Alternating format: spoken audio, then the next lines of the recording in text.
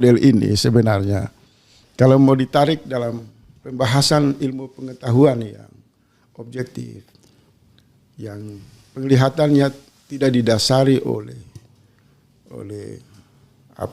bias kepentingan apapun, maka kita bisa sampai pada satu kesimpulan yang sering saya bilang itu.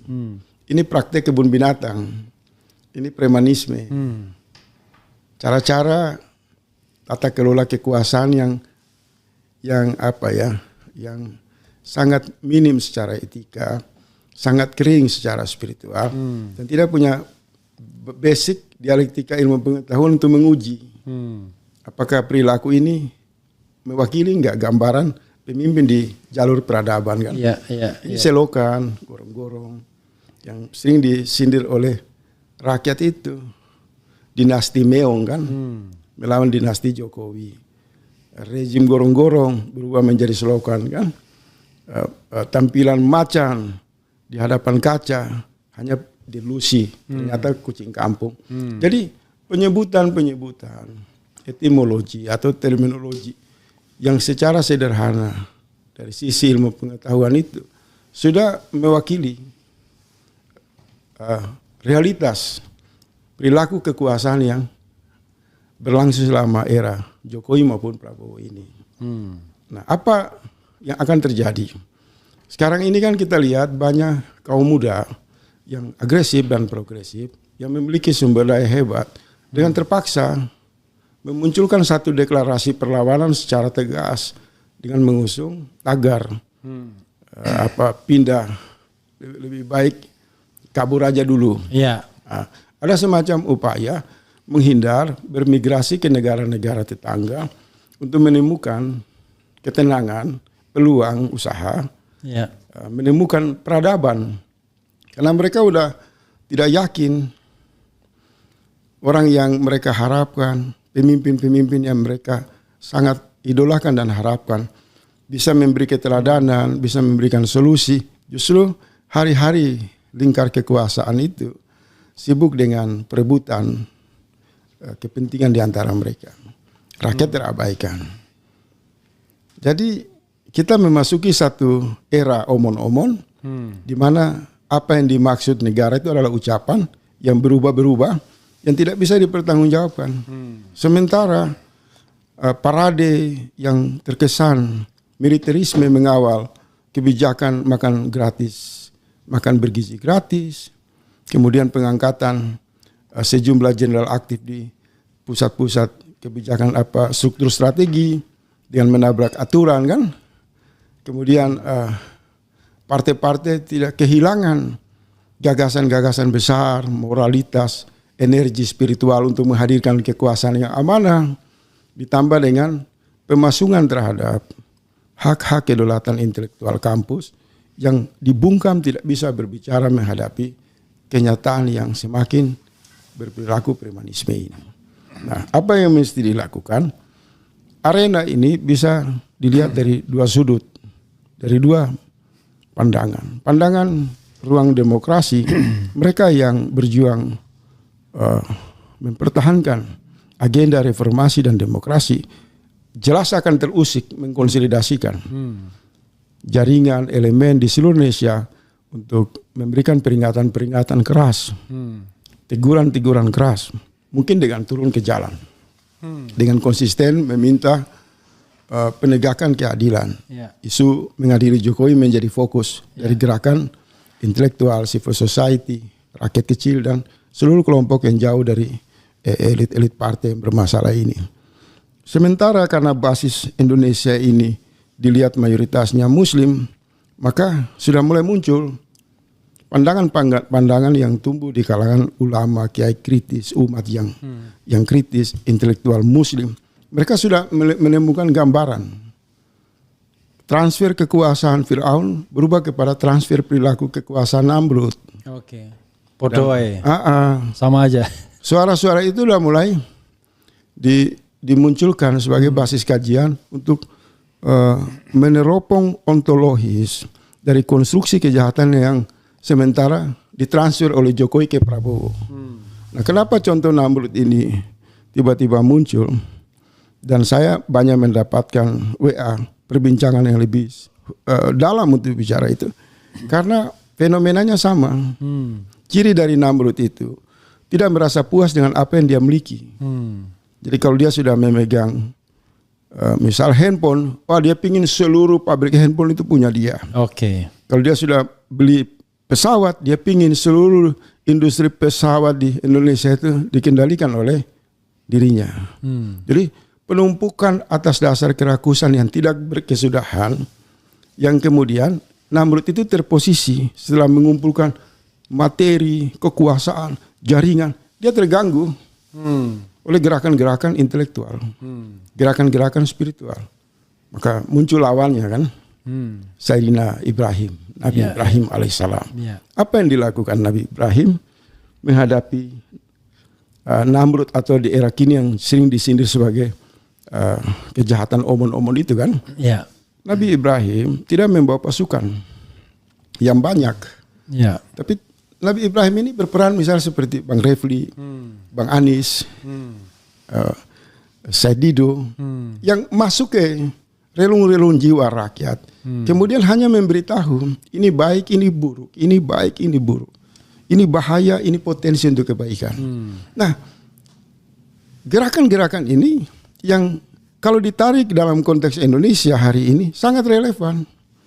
Terlihat dari pidato-pidato Prabowo itu sendiri, itu tidak beda dengan Namrud. Dia selalu bilang, sedikit-sedikit podcast, profesor-profesor apa itu. Dia selalu melecehkan ilmu pengetahuan.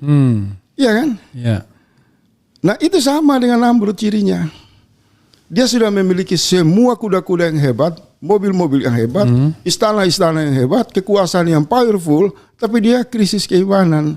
Dia terbelenggu oleh rasa takut. Dia berada dalam kotak hitam. Dia hidup dalam kesendirian. Dia tidak melihat ada hubungan yang kuat dari kekuasaan itu mensupporting dia dalam membangun rasa percaya diri. Apa yang dialami Prabowo? Kalau membaca dalam peta pemikiran, wahyu yang diajarkan Allah kepada umat Islam, maka mudah untuk menyimpulkan. Kita memasuki era di mana perilaku kekuasaan itu gemar menipu, gemar mengumpulkan kekayaan mau halal atau haram, caplok sana caplok sini, dan gemar membuat jalan-jalan untuk memastikan kekuasaan itu bila perlu sampai mereka mati.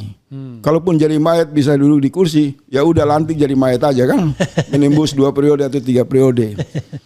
Nah, jadi kalau ada satu basis kajian tasawuf atau irfani yang dikelola dalam suasana kesadaran Islam secara lebih ar-Rahman ar-Rahim, dengan tenang orang-orang muda membasuh tangan mereka, berwudu, menikmati sholat, menjalankan zikir, menghidupkan energi pikiran untuk terhubung dalam cara konstruksi berpikir, wahyu.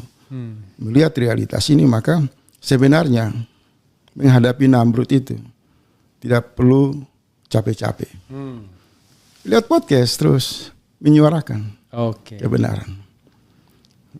Datang ke desa-desa menjelaskan bahwa negara tidak punya presiden tapi calon presiden. Negara tidak punya kabinet tapi hanya tim sukses. Nah kalau itu terus menerus, maka akan sampai di telinga Namrud. Ternyata semua pidato omon-omon itu tidak berhasil memprovokasi rakyat untuk membenarkan kejahatan dalam bernegara. Yang diibaratkan dalam Quran itu diperumpamakan sebagaimana semut yang masuk dalam telinga itu Namrud. Mengganggu dia selama artinya puluhan tahun. sebenarnya bukan semut.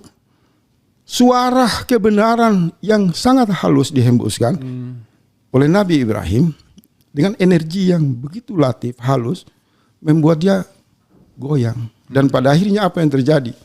Dia pembuluh darahnya pecah, dia mencapai temperamen emosional yang tidak bisa terkontrol. Karena yang saya sebut tadi itu, sudah kumpul semua harta, kekuasaan, ternyata dia miskin, moralitas, kehilangan harga diri. Dia ingin membangun nama baik, ternyata langkah-langkah dia memperburuk Ya, itu citra sama dia sendiri ketika di depan dia rakyat. sudah dimuliakan sebagai presiden yang dilantik. Dihinakan sebagai capres. Tapi dihinakan sebagai capres dan dihinakan sebagai ketua umum partai Itu politik. Gitu. Tapi begini, saya ingin hal yang ini ya belum disinggung. Ketika orang bicara adili Jokowi, tiba-tiba Prabowo secara demonstratif berkali-kali mengatakan dalam pidato, lucu katanya orang yang mau memisahkan saya sama Jokowi. Ya udah kita ketawain aja. Kali ini dia bukan lagi nyindir lagi, tapi dia tunjukkan saya cinta Jokowi, saya tidak bermasalah Jokowi, malah dipuji, terima kasih. Dan dia, kan saya termasuk mengatakan Prabowo ini orang yang sebenarnya ketika dia ngomong dengan yang dia pikirkan tuh, yes, itulah nggak terlalu beda, bukan yang dia lakukan ya. Jadi antara yang dia omongkan dengan isi kepalanya pada saat itu ya itulah. Jadi kalau dia misalnya memuji-muji Jokowi, bisa dikatakan pujian itu benar, bukan sekedar basa-basi. Dari relung hati yang paling dalam, ekspresi dari krisis moralnya, krisis, iman dan lain-lain. Jadi apa yang mau menjadi fokus? Ya, menjadi fokusnya adalah kenapa dia kemudian seolah-olah menantang rakyat. Padahal kan kalau kita bicara tentang adili Jokowi, kan pilihannya 3. Aktif, dan rasanya Prabowo tidak mungkin aktif. Pasif, paling safe ya kan. Tidak perlu dia mendorong, tapi tidak perlu juga dia menjadi backup atau menjadi benteng Jokowi. Tetapi yang dipilih dia menjadi benteng Jokowi saat ini. Dengan pernyataan tidak bisa dipisahkan, dengan pernyataan terima kasih Jokowi dan lain sebagainya. Makin menegaskan bahwa Jokowi ini sosok yang kuat, penting, dan rakyat nggak penting. Rakyat yang menggugat Jokowi yang banyak itu nggak penting bagi dia. Kan sama saja dia mengatakan kamu nggak penting. Ini satu orang ini jauh lebih penting dibandingkan seluruh rakyat. Hajat hidup seluruh rakyat. Kan begitu. Dia ingin mengatakan begitu akhirnya. Dan dalam konteks terpilih sebagai presiden, ya it happen, terjadi seperti itu kan. Dia cukup pegang satu orang, dia menang. Jadi jangan-jangan keyakinan itu sudah berurat berakar dengan kita nggak punya harapan lagi, jangan-jangan. Ya itu yang tadi saya bilang, kalau saya agak keluar dari kebiasaan umum. Saya belakangan setelah melihat semua literatur dari sudut pandang bagaimana ilmu negara itu dilihat kan. Dari pandangan David Epter misal menawarkan ada krisis negara dilihat dari institusionalisme, behavioralisme, ideologi dan lain-lain lah. Begitu Anthony Giddens, Abang juga membaca banyak literatur. Kemudian itu kita sampai, jadi saya mencoba mau lihat dari sisi langit, petunjuk yang datang dari Quran, mengcapture Prabowo dan kelompoknya. Saya menemukan perilaku ini tidak beda dengan Namrud. Namrud itu memang antara kekuasaan di lingkarannya dan dirinya itu memang gila pujian. Jadi dia punya segalanya, tapi tetap merasa kurang. Ya dia miskin. Iya. Dia punya segalanya, tapi mentalnya miskin. Nah tadi bilang Bang Refli itu bagus. Antara ucapan dan isi kepala. Itu kan problem Namrud kan. Nah, maka ketika orang mengatakan di mana-mana tentang paradoks Indonesia versi Prabowo, itu sebenarnya menggambarkan. Yang kalau ada laporan medis bisa mereka simpulkan ini gangguan. Gangguan pada faktor kesehatan fisik yang berakibat jiwa. Atau juga problem perjalanan perburuan kekuasaan yang begitu panjang, begitu berdarah-darah. Sehingga maka dia sampai ke atas ada kutukan. Karena kamu melalui selokan-selokan kotor, maka tidak bisa. Kamu menjadi pribadi yang sungguh-sungguh mewakili energi kebenaran. Jadi bagaimanapun alam dan kehendak ilahi tidak akan membiarkan orang-orang jahat itu sehebat apapun bisa menutupi topeng mereka. Nah kan terbuka kan, terbukalah di pidato HUT, terbukalah di forum internasional, di berbagai arena. Nah rangkaian ini yang awal saya diskusi tadi saya mengatakan diperlukan penglihatan khusus dari sisi medis. Ya biar objektif.